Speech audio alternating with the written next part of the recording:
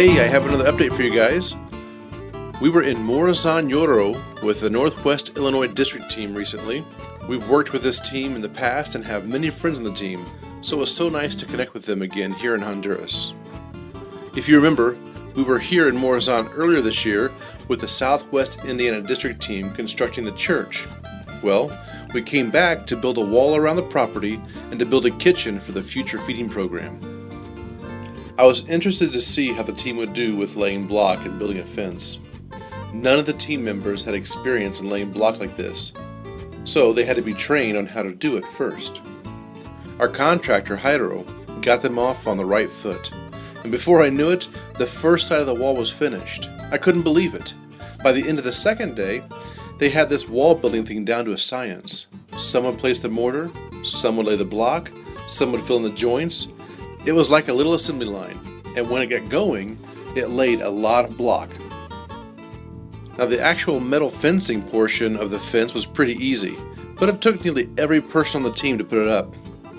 After the fence was up, the team had to go back and place cement at the bottom of the fence to help stabilize and secure the fence. There was also a secondary project that Dick and Glenn worked on for most of the week.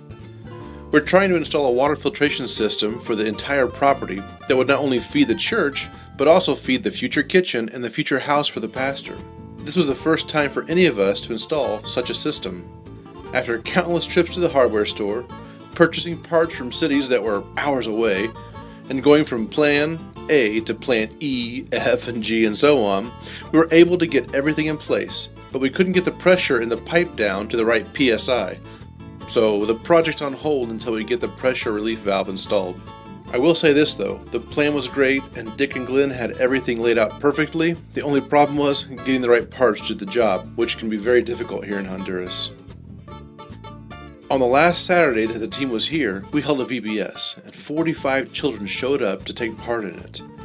It took a lot of preparation and a lot of work to hold the VBS, but afterwards I think everyone would agree that whatever had to be done beforehand and the hard work that went into planning it was well worth it. So thank you all for working so hard on the VBS. I know the kids that attended will never forget it. I try to give you a good overview of the work, but it's impossible to get everything that happened over the past 10 days into the video. Like our trips to the market and to the store, our smoothies and ice cream runs, our trip to the waterfall, the cross-country trip to get to the worksite, the relationships that were built, and the times of sharing that we had together. I would love to share all of these with you, but I just can't.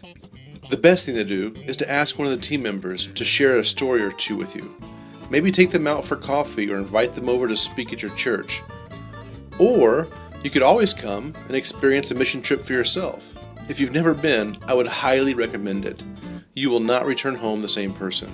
God will show you so much while you're here. You'll have an amazing time. I want to thank the Northwest Illinois District for sending a team to Honduras. They did an incredible job, not only representing your district, but also our Savior Jesus Christ. You should be very proud of them. I hope we can serve together again someday soon.